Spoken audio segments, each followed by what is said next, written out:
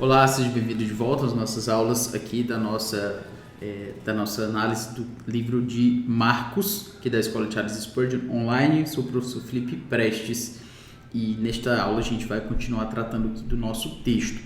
Na última aula eu apresentei o fato de que João Batista ele veio para anunciar, certo? João Batista veio para anunciar, para trazer à tona o assunto do arrependimento, certo? Para a remissão de pecados. João Batista está falando para o povo de Israel. Talvez aquele povo não estava lembrando, não estava entendendo a necessidade. Talvez eles tenham esquecido. Às vezes a gente precisa ser aquele que vai lembrar as pessoas da importância de alguns assuntos que foram esquecidos. E é isso que João Batista está fazendo. João Batista lembra a essas pessoas da necessidade do perdão, do arrependimento, da mudança de vida. É claro que ele está preparando o caminho exatamente porque vai chegando alguém que vem trazer a salvação. Mas Jesus Cristo, ao falar sobre a salvação, ele pode já encontrar nas pessoas para quem João Batista tem anunciado um coração dessas pessoas já voltado ao pensamento do pedido de perdão, do entendimento da transformação de vida que eles precisavam, o povo de Israel precisava. Então, quando ele diz aqui, saíam a ter com ele toda a província da Judéia, e todos os habitantes de Jerusalém, daqui é o povo de Israel, e confessando os seus pecados, as pessoas realmente receberam a mensagem, notaram a importância do pedido de perdão, notaram a importância do entendimento de que eles precisavam ser salvos, precisavam ser transformados, precisavam de uma mudança de vida. E nesse sentido, nós encontramos João Batista trazendo esse assunto. As pessoas reconhecendo isso, elas eram batizadas por ele no Rio Jordão. Que batismo era esse? Era no rio, era um batismo que era feito ali, se era no rio, né? Então era provavelmente um batismo por imersão. Não quero aqui entrar na discussão sobre pedobatismo, sobre credobatismo, sobre se é por efusão, se é por imersão, se é por aspersão. A questão é, eles estavam no rio, então nesse caso eles estavam sendo batizados por imersão, pelo que é provável esse batismo de João Batista. E nesse caso, nesse batismo aqui, ele formatava uma indicação de comprometimento, de mudança, de transformação. Era um rito de transformação.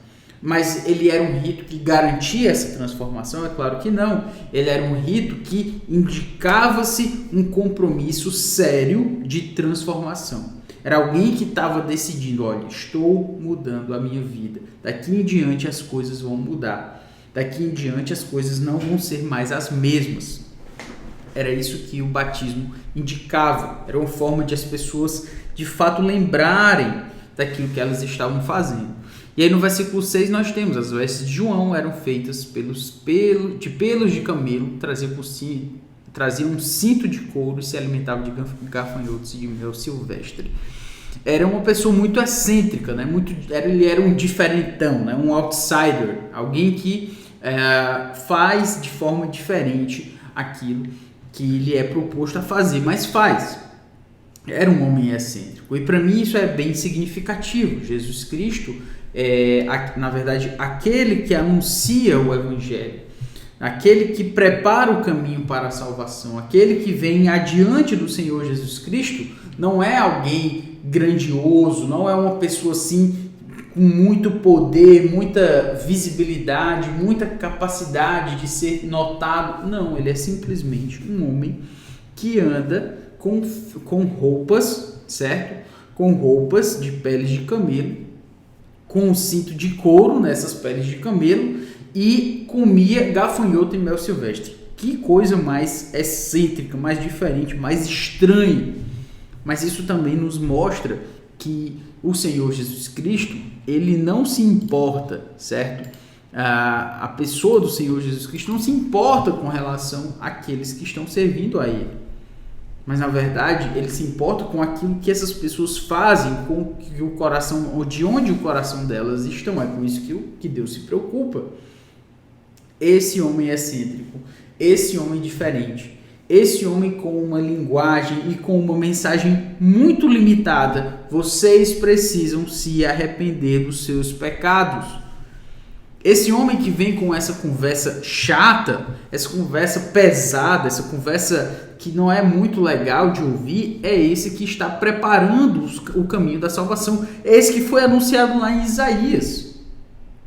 Essa mensagem não é fácil de ouvir? Só sinto muito por isso. Mas é a mensagem de Deus para o povo de Israel. Vocês precisam se arrepender. Quem vai falar isso para vocês é um homem vestido em pele de camelo e que come gafanhoto e mel. É isso. Eu sei.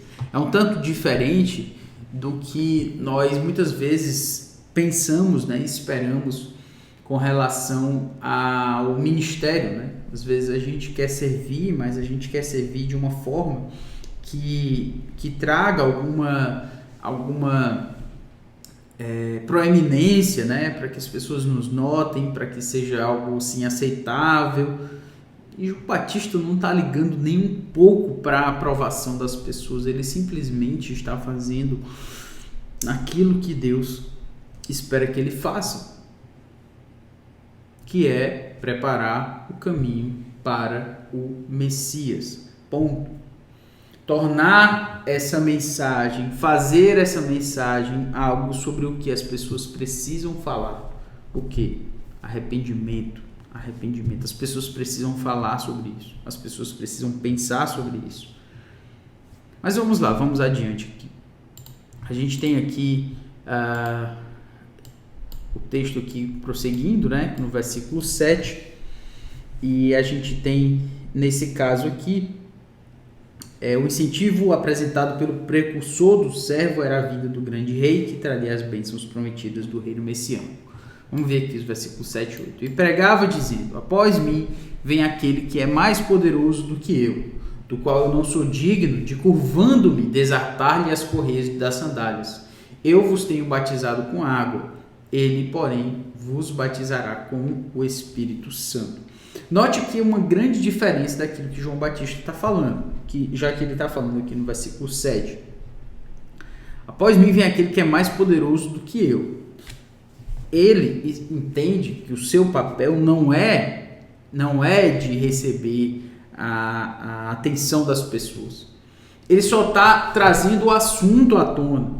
Ele só está tornando as pessoas cientes. Tem uma expressãozinha no inglês que é awareness, que às vezes as pessoas falam como presente, tornar-se presente, mas a ideia é basicamente tornar esse assunto algo que está na cabeça das pessoas e torná-las mais receptíveis àquilo que vai ser falado. Esse é o propósito.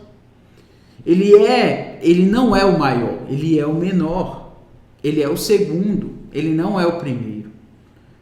E aqui ele diz, olha, após mim vem aquele que é mais poderoso do que eu. Eu não sou nada, eu sou só aquele que estou trazendo o assunto. Quem vai resolver o problema não sou eu, meu amigo. Quem vai resolver o problema, essa dificuldade, o arrependimento, quem vai de fato trazer a salvação daquilo que você tem se arrependido, não sou eu.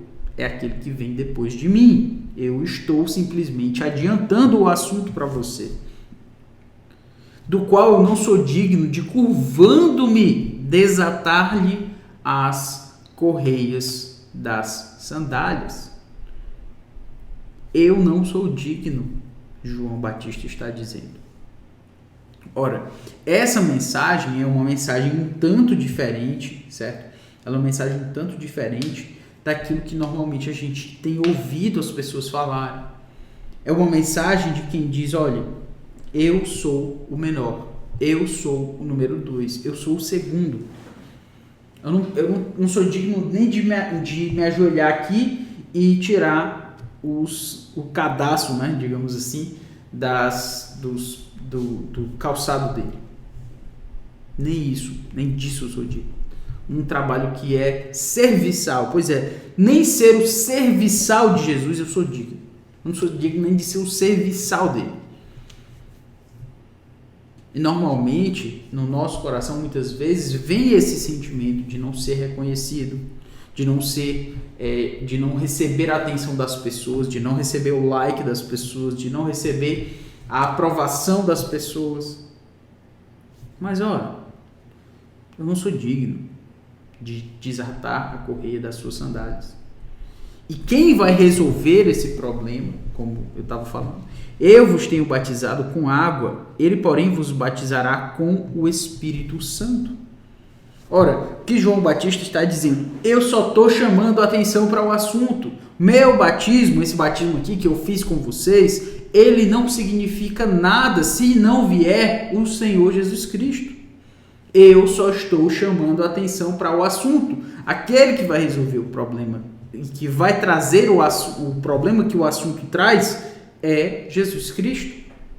E ele vai batizar vocês, ele vos batizará, ou seja, ele vai batizar vocês com o Espírito Santo. O que seria essa ideia de batizar com o Espírito Santo? A ideia da descida do Espírito Santo era uma promessa para o povo de Israel.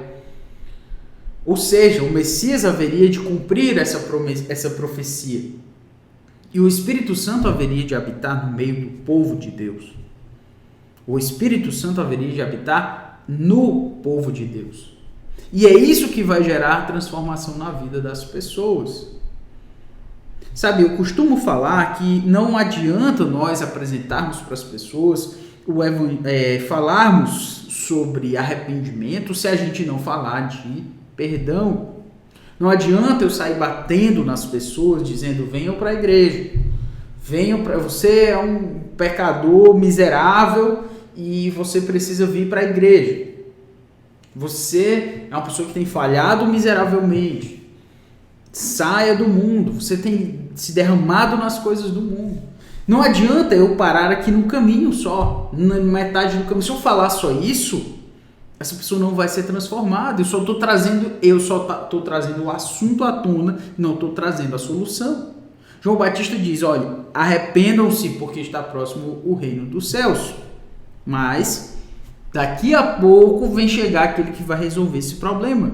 O meu batismo é com água, o meu batismo é um símbolo, o meu batismo é só para vocês pensarem, para vocês prepararem o coração de vocês, porque Jesus Cristo vai batizar vocês com o Espírito Santo, ou seja, Jesus Cristo vai transformar a vida de vocês de dentro para fora. Essa lembrança do batismo de João Batista é só isso mesmo, é só uma lembrança.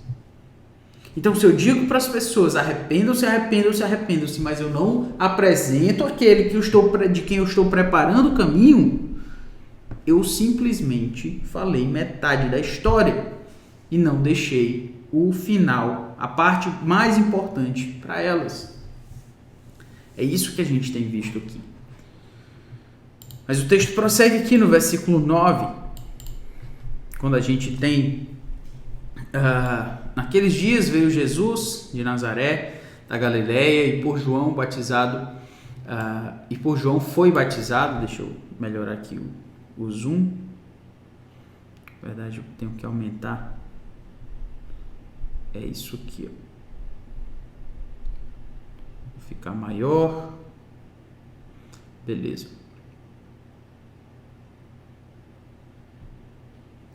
Então, e por João foi batizado no Rio Jordão. Logo ao sair da água, viu os céus rasgarem-se e o Espírito descendo como pomba sobre ele. Então foi ouvida uma voz dos céus: Tu és o meu filho amado, em ti me comprazo. Vamos entender o que o texto está apresentando para a gente. Agora, a gente vê que, novamente, Marcos, ele começa dizendo, olha, esse é o princípio do Evangelho. É disso aqui que a gente está falando. É disso aqui que a gente vai falar agora. O princípio é aqui que começa a proclamação. Preste atenção, porque é aqui que começa a proclamação. Aí a gente tem naqueles dias, desculpa, logo depois, ele vai falando que Jesus é o Messias prometido. E mais adiante ele começa a contar a história de João Batista, né? Ele vai falar aqui da profecia, ele vai vindicar a pessoa, a mensagem a partir da profecia. Olha, isso está lá na profecia de Isaías. E depois João Batista começa a tocar no assunto da necessidade de falar sobre arrependimento, certo? Depois as pessoas chegam até ele, são batizadas e tal, e ele é essa pessoa que é bem excêntrica. E agora ele diz: naqueles dias veio Jesus de Nazaré, por João foi batizado no Rio Jordão. Por que Jesus Cristo foi batizado? Qual era a necessidade de ele ser batizado? Entenda, Marcos está mostrando que o Senhor Jesus Cristo, ele tem a legitimidade de levar adiante essa mensagem. A mensagem de salvação o evangelho, o princípio do evangelho, como ele fala lá, de Jesus Cristo, o Filho de Deus, ela é uma mensagem que vem para de fato transformar a vida das pessoas. E ela pode transformar a vida das pessoas. E agora Marcos está narrando o batismo de Jesus. Por que Jesus precisava ser batizado? Exatamente para que o seu ministério fosse vindicado como aquele que veio da parte de Deus. Às vezes a gente não entende isso, mas eu costumo fazer você pensar da seguinte forma: de repente um homem aparece e começa a dizer que é Deus, que é o Filho de Deus. Começa a dizer para você agora. Não seria estranho? Seria. Se não viesse uma mensagem da parte de Deus, se não tivesse uma profecia, mas essa profecia diz isso, certo, mas vamos ver essa pessoa aí. Jesus Cristo era esse homem. É claro que eles já deveriam ter entendido que ele é o Filho de Deus, mas são homens pecadores, precisam de entendimento, precisam de graça. E por isso, Jesus Cristo, ele é chamado dessa forma para ser batizado, para que o seu ministério fosse vindicado. João batizou o Senhor Jesus Cristo no Rio Jordão. Não é porque Jesus Cristo precisava de perdão, não é porque Jesus Cristo precisava de arrependimento, é porque ele precisava ser vindicado como alguém que veio da parte de Deus. Exatamente por isso, logo ao sair da água, vi os céus rasgarem-se e o Espírito descendo como pomba sobre ele. O que é interessante, naqueles dias veio Jesus, logo ao sair da água, viu os céus rasgarem-se. Jesus viu os céus se rasgarem e o Espírito descendo como pomba sobre ele. É uma cena bem dramática, né? Bem extrema, mas muito maravilhosa. E os céus se rasgam, o Espírito Santo desce como pomba sobre ele. Então as três pessoas da Trindade se apresentam ali, porque então foi ouvida uma voz dos céus: tu és o meu filho amado, em ti me comprazo. Agora a mensagem da salvação, a mensagem do Evangelho, ela está vindicada. Por quê? Porque aquele sobre quem se fala foi vindicado como o Filho de Deus. Em ti me comprazo, em ti eu tenho prazer, em ti eu me alegro. Jesus está recebendo essa mensagem do Pai e ele vai começar agora o seu ministério de proclamação. Mas antes disso tem uma inauguração. Essa é a inauguração. Essa é a forma de Deus dizendo: eu apoio o que você está fazendo. Você foi enviado por mim. Essa mensagem é uma mensagem da parte de Deus. Como é que nós sabemos que Jesus Cristo é da parte de Deus? Como é que nós sabemos que Jesus é o Filho de Deus? Está aí. Deus Pai abre os céus. O Espírito Santo vem sobre ele. Então, Deus Pai fala, o Espírito Santo vem e o Filho finalmente é mostrado como aquele em quem o Pai tem prazer. A Trindade se apresenta e o ministério do Senhor Jesus Cristo é vindicado. Porque ele é legitimado, porque ele vai falar sobre salvação. São boas novas. São boas novas que precisam salvar. Boas novas que não salvam não servem de nada. Então, por isso, ele fala sobre a mensagem da salvação. Logo mais adiante, nós temos a tentação de Jesus. Nós temos, e logo o Espírito o impeliu para o deserto, onde permaneceu 40 dias sendo tentado por Satanás. Estava com as feras, mas os anjos o serviam. Você deve ter notado essa palavrinha aqui no versículo 12, e logo, é uma mensagem bem, é uma palavra bem própria de Marcos, certo? Por quê? Se você notar aqui, ó, Mateus 4, 1 a 11, nós temos toda uma passagem falando sobre a tentação do Senhor Jesus Cristo. Da mesma forma, Lucas. Mas Marcos tem só um versículo falando sobre a tentação de Jesus. Por quê? Porque, e logo porque essa palavrinha grega aqui, euthys, ela é uma palavra que indica a ideia de exatamente isso, né? De logo, Marcos vai falar essa expressão várias vezes. Por quê? Porque ele traz uma narrativa mais dinâmica, mais rápida, mais não é apressada, mas é algo que ele é mais objetiva. Então ele quer já falar do ministério de Jesus e ele vai passar um tempão falando sobre a crucificação, porque é onde ele quer chegar. Ele quer mostrar Jesus como um servo, como aquele que apresenta o modelo, né, do discipulado cristão. Então por isso ele diz, logo o Espírito o impeliu para o deserto. Sabe o que é impressionante? Jesus foi vindicado como o Filho de Deus em quem o Pai se comprazia no batismo. O que acontece logo depois? Ele foi levado para ser tentado. Não é à toa que isso acontece.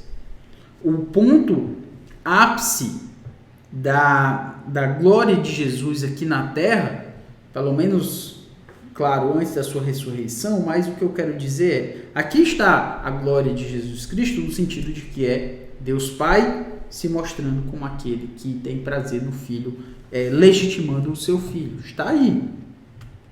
Então, esse período de ápice, esse momento de ápice, ele é seguido por um momento de tentação. Se Jesus foi vindicado como o Filho de Deus, com uma mensagem do Pai, agora ele deve ser confirmado como o Filho de Deus, como o Messias Salvador, a partir da prova. Sabe, às vezes a gente quer uma confirmação da parte de Deus. Pode ser que Deus mande uma prova para você. Pode ser que ele mande uma inauguração, pode ser que ele mande um sinal, não sei. Mas pode ser que ele mande uma prova para confirmar se você é temente a ele. E aqui está, logo o Espírito o impeliu para o deserto, onde permaneceu 40 dias, sendo tentado por Satanás. Nós sabemos a história, ele não pecou, ele estava com as feras, mas os anjos o serviam.